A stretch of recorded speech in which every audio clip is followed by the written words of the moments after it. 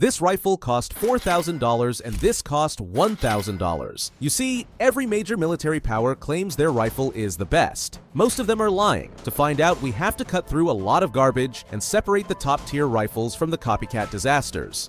Number 10. QBZ-191. We're kicking things off at the bottom of the barrel with China's QBZ-191. China. And honestly, this rifle is proof that you can fix all your past mistakes and still end up at number 10 because nobody trusts your homework.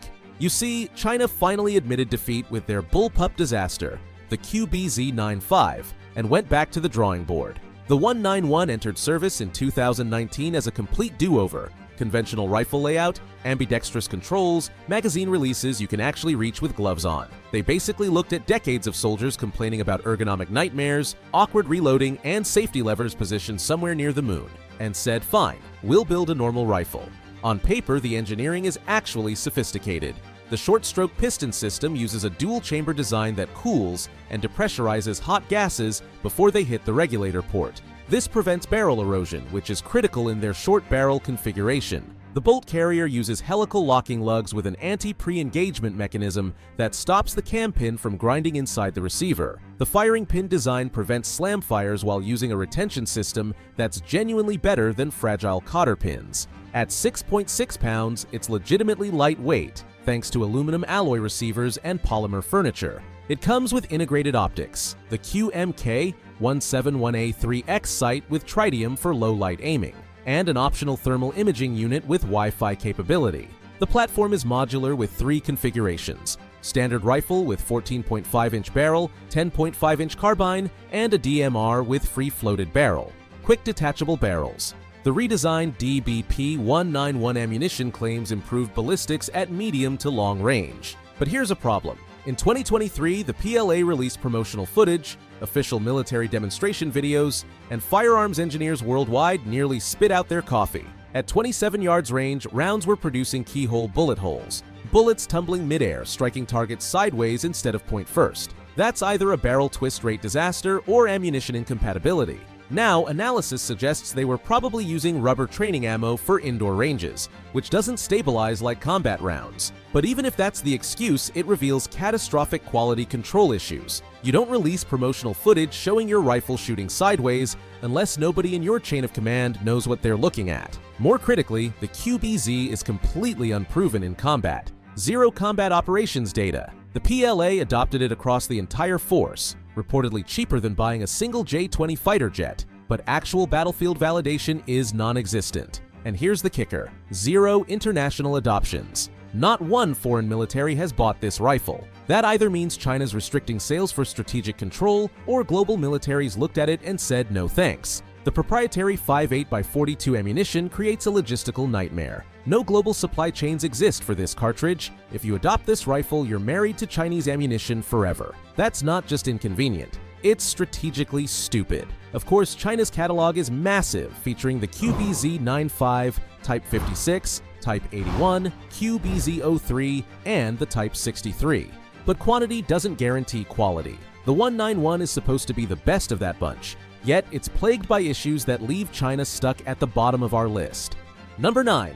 Beretta ARX160 from Italy, aka the Plastic Fantastic. And look, credit where it's due, Beretta swung for the fences. This rifle was the centerpiece of Italy's Soldado Futuro program, their vision of the digital age super soldier. They wanted modularity, they wanted lightweight, they wanted ambidextrous perfection. What they delivered was complicated. The ARX160 is basically made entirely of high-tech polymer. The receiver, the furniture, the rails, it's all plastic. And honestly, that's not necessarily a bad thing. It makes the rifle stupid light at 6.8 pounds. You can swap barrels without tools in literally seconds. Pull 2 latches, twist, done.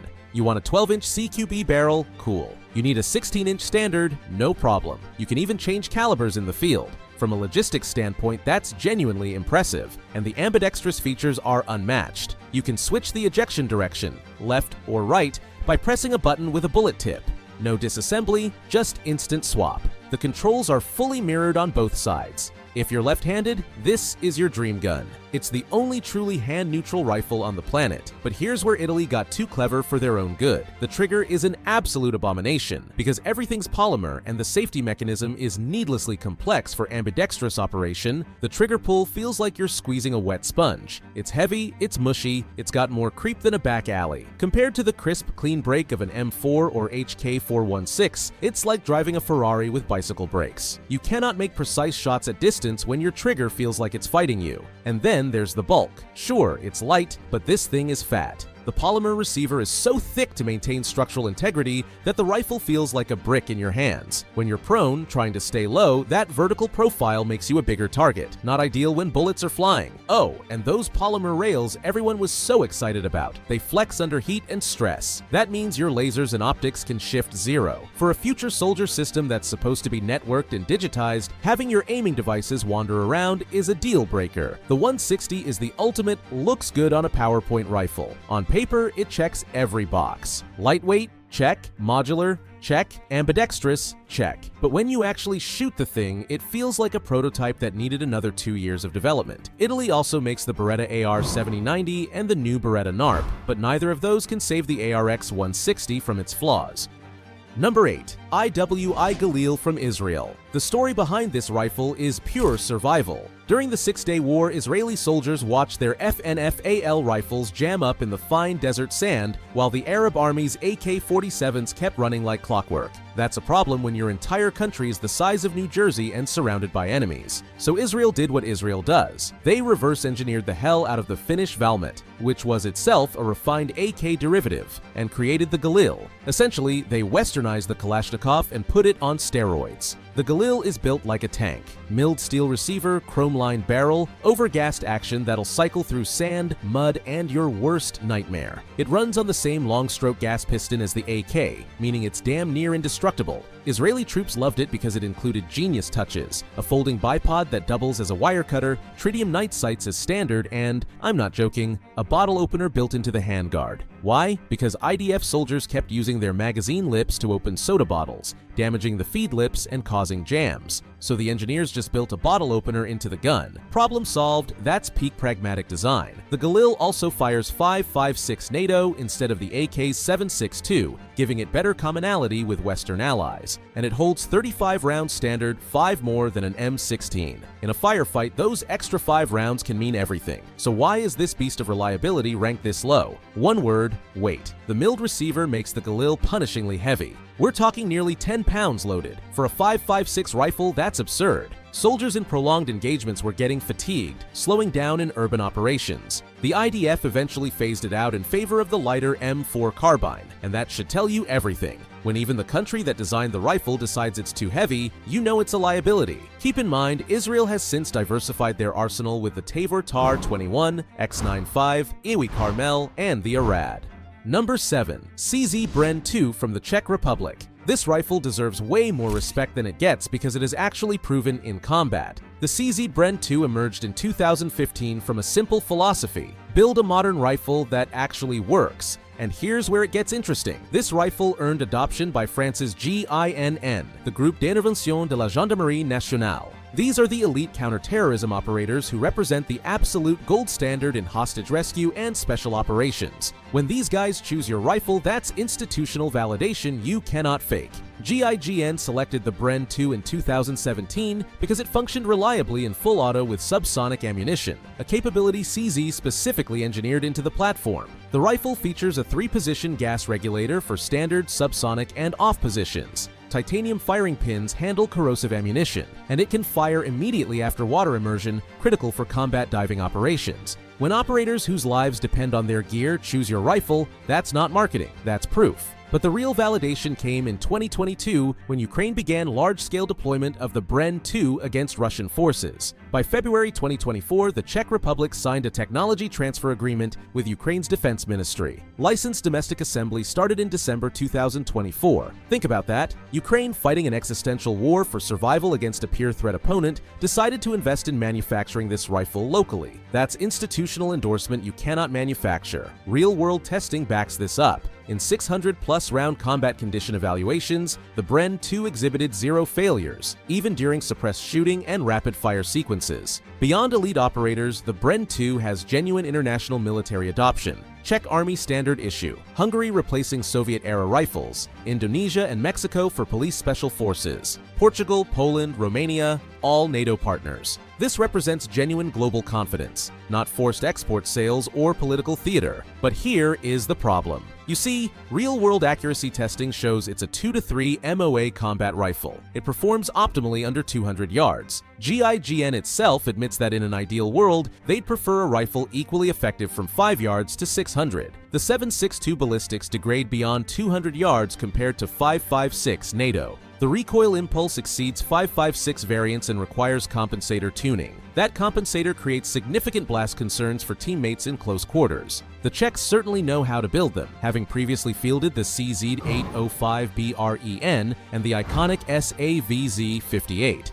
Number 6. SIG SG-550 from Switzerland, the Rolex of assault rifles. And honestly, that nickname isn't hype. This thing is a mechanical masterpiece. Switzerland has this unique militia system where every male citizen keeps a service rifle at home. That means the rifle needs to be safe, durable, and accurate enough for citizens who aren't full-time soldiers to maintain qualification standards at 300 yards. The SG-550 was engineered to meet that exact demanding requirement. The rifle uses a long-stroke gas piston system like the AK, but executed with Swiss watchmaker precision. The tolerances are tight where they need to be for accuracy, loose where they need to be for reliability. The barrel is cold hammer forged and integral to the receiver, meaning zero shift is almost non-existent. The SG-550 is legitimately capable of sub-MOA accuracy with proper ammunition. That's match-grade performance from a service rifle. Unheard of. It also features an adjustable gas valve with settings for normal and fouled cold conditions, so even if it's caked in carbon or the lube has frozen solid in alpine conditions, you can manually increase gas pressure and keep shooting. The translucent polymer magazines are another stroke of genius. You can see your ammo count at a glance, and they clip together without tape or clamps for rapid reloads. But here's the kicker. This precision comes at a brutal cost. The SG-550 weighs over 9 pounds unloaded. It's 39 inches long. In an era where militaries are obsessed with shaving ounces to reduce soldier load, the SG-550 is a lead weight. It's unwieldy in vehicles, awkward in CQB, and exhausting on long patrols. And the platform is dated. The proprietary receiver lacks standard Picatinny rails, so mounting modern optics requires expensive adapters. The rock and lock magazine insertion is slower than the straight push method of AR-15 pattern rifles. It feels like a rifle designed for positional defense in the Alps, because that's exactly what it is. The SG-550 sits at number 6 because it's the finest iron sight rifle ever issued to a military. But it's also a relic of a defensive doctrine, not an offensive tool for expeditionary warfare. Swiss engineering is evident across the board: the SIG SG-551, the classic SIG SG-540, the modular SIG MCX, and the SIG SG-553.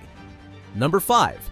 Russia's AK-12. This one is interesting because unlike most rifles on this list, the AK-12 is being stress-tested right now in the most brutal high-intensity conflict since World War II, the war in Ukraine. The AK-12 was developed as the core of Russia's Ratnik Future Soldier program. The goal was simple: take the indestructible AK-74M that Russian conscripts know and love, and drag it kicking and screaming into the 21st century. That meant adding rails for optics, improving ergonomics, and increasing accuracy, all while keeping costs low for mass production. The AK-12 retains the long-stroke gas piston and rotating bolt that made the Kalashnikov legendary. Internally, it's still an AK, meaning training is simplified and the core reliability remains. But the exterior got a serious facelift. The barrel is free-floated to improve harmonics. The top cover is now rigid and railed, finally allowing Russian troops to mount red dots and thermal optics without janky side-mount adapters that never held zero. And the 5.45mm cartridge is still one of the best intermediate rounds ever designed. Low recoil, flat trajectory, and devastating terminal effects due to its tendency to tumble in soft tissue.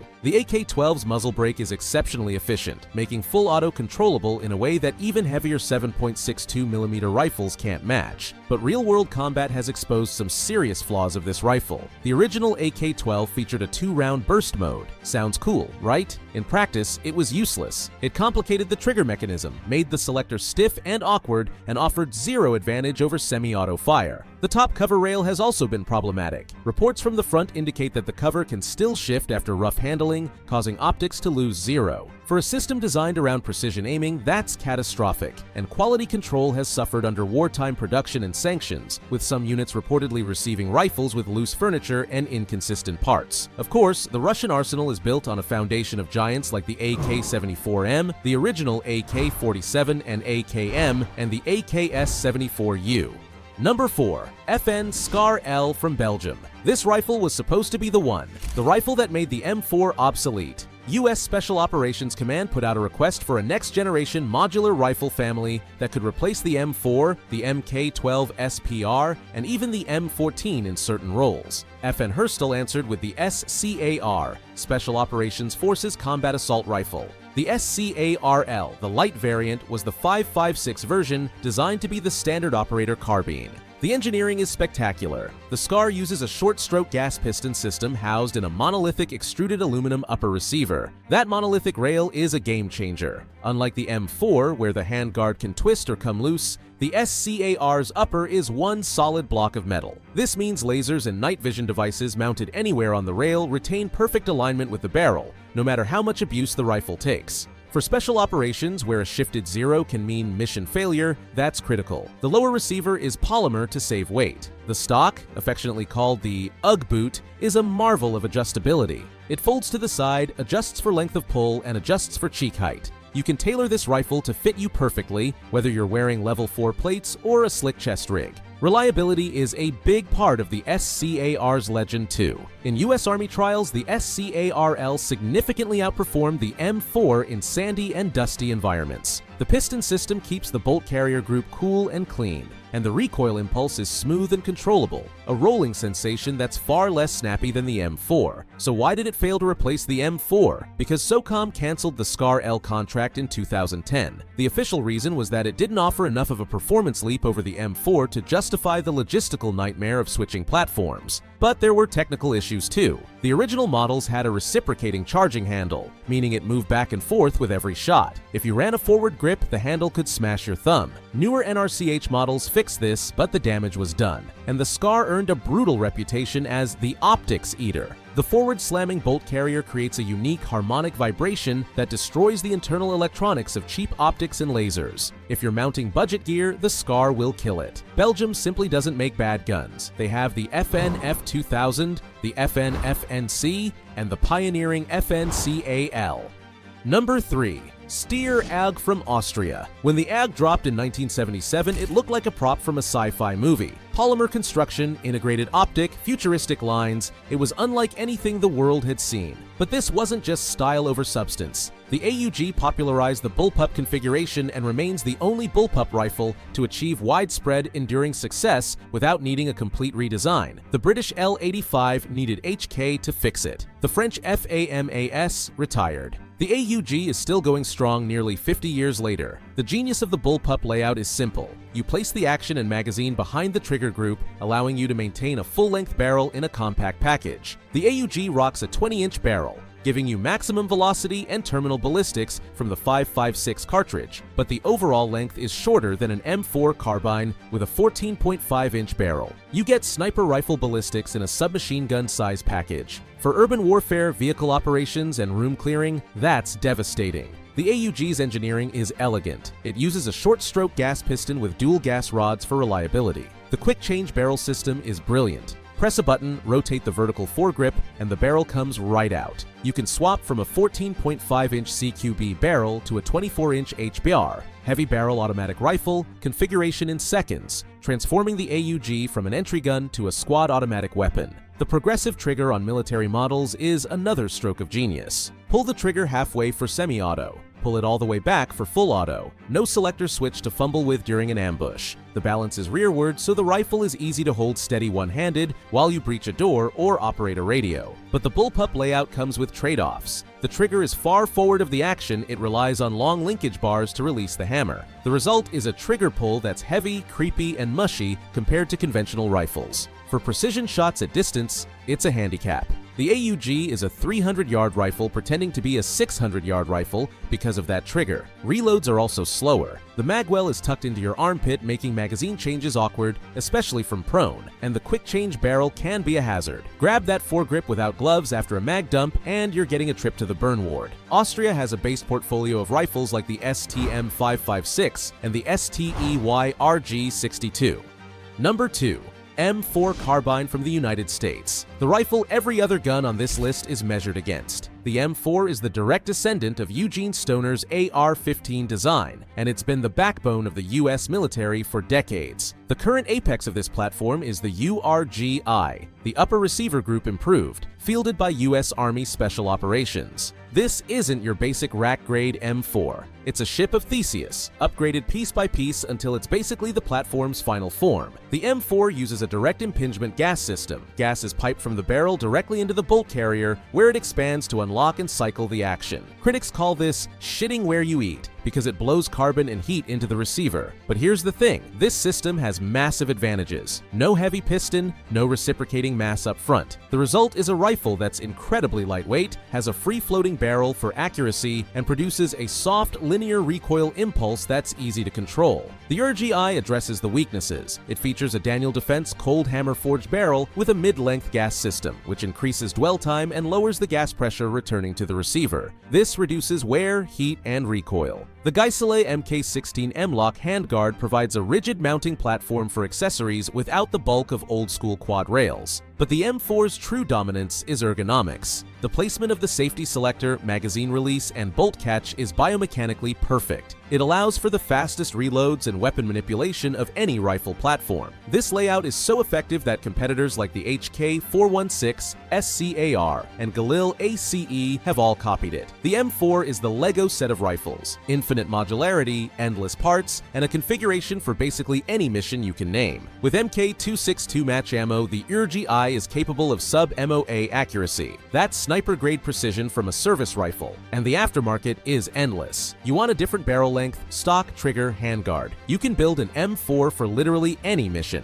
M4 has one problem: maintenance. The direct impingement system requires lubrication and cleaning. If the M4 runs dry, carbon fouling will cause malfunctions. It's less tolerant of neglect than piston-driven systems, and it has a critical flaw: over-the-beach capability. If you submerge an M4 in water and fire it immediately without draining the buffer tube, you risk catastrophic failure, potentially a receiver explosion due to hydraulic lock. For naval special warfare units, that's unacceptable. The M4 is light, fast, accurate, and adaptable, but it demands discipline and maintenance. In the hands of a trained operator, it's devastating. The American arsenal is admittedly unmatched, boasting specialized tools like the MK18CQBR, the covert AAC Honey Badger, the SIG Sauer XM7, and the M27 Infantry Automatic Rifle. Number 1.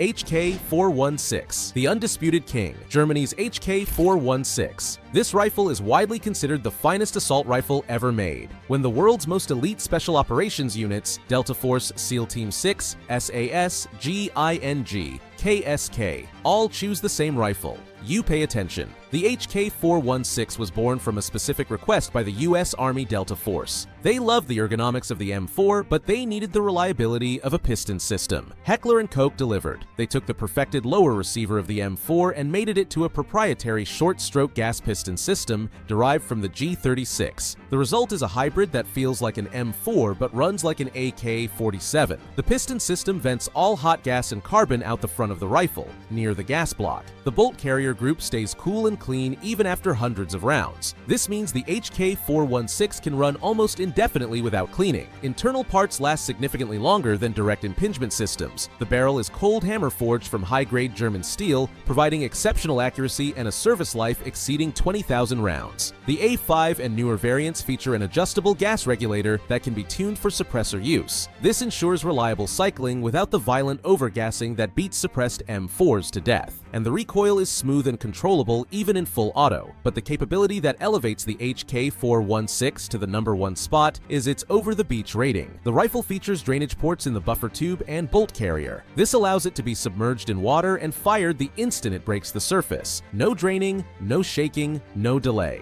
An M4 in the same scenario would suffer a catastrophic receiver explosion due to hydraulic lock. For units like SEAL Team 6, who may need to transition from water to combat in seconds, this capability is non-negotiable. This is the rifle that killed Osama bin Laden. The United States has conducted an operation that killed Osama bin Laden. SEAL Team 6 breached that compound in Abbottabad with HK-416, and when the moment came, the rifle performed flawlessly. The HK-416 is also virtually immune to fouling, sand, mud, unlubricated conditions. It runs through everything. Its reliability rivals the AK platform, but it maintains the surgical accuracy of a match-grade AR. It's the best of both worlds. Nothing's perfect. The HK-416 is heavier than the M4 due to the piston system and the taller upper receiver. The recoil impulse is slightly snappier because of the moving piston mass. And the cost is astronomical, 3 or 4 times the price of an M4, making it impractical for mass issue to entire armies. It's a rifle reserved for the absolute best. But when the mission cannot fail, when the environment is at its worst, when you need a rifle that will fire every single time, the HK-416 is the answer. It's the apex predator of small arms. You have to remember, Germany also produces the HKG-36, the heavy-hitting HKG-3, the historic STG-44, and the Hanel MK-556. No other nation consistently delivers this level of mechanical perfection across so many decades. The HK-416 is simply the latest proof that when it comes to precision manufacturing, German engineering stands alone at the top of the world.